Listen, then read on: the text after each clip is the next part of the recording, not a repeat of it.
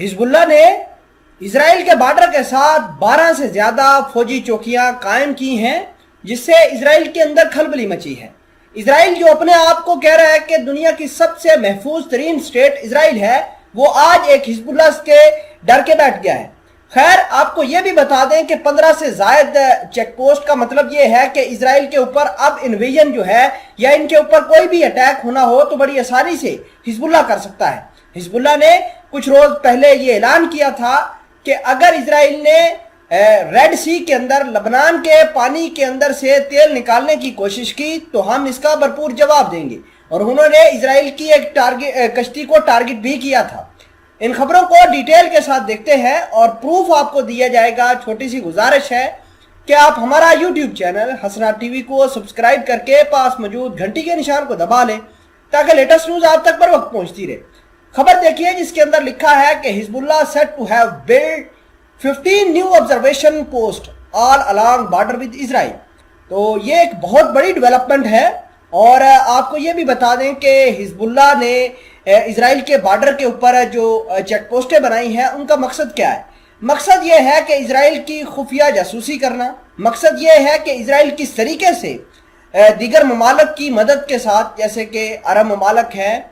قطر، اس کے علاوہ سعودی عربیہ، UAE، مصر، جارڈن، یہ سارے کے سارے ممالک مل کر کس طریقے سے ایران، حزب اللہ، فلسطین کو مینوپولیٹ کرتے ہیں، اس کے اوپر نظر رکھنا ہے۔ خیر، آپ کو یہ بھی بتا دیں کہ یہ جو کام ہوا ہے،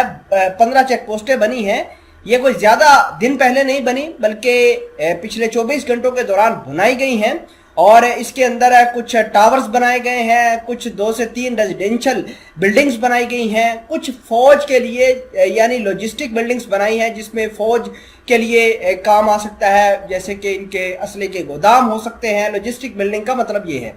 ناظرین گرامی، یہ ایک بہت بڑا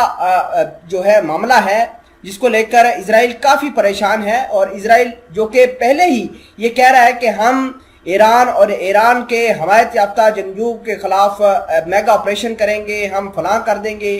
تو ان کا پول اس وقت کھلتا ہے جب انہوں نے حزب اللہ کے بارے میں بات کی ہے۔ حزب اللہ چونکہ ایک نڈر گروپ ہے، اور حزب اللہ یہ بھی کہتا ہے کہ اگر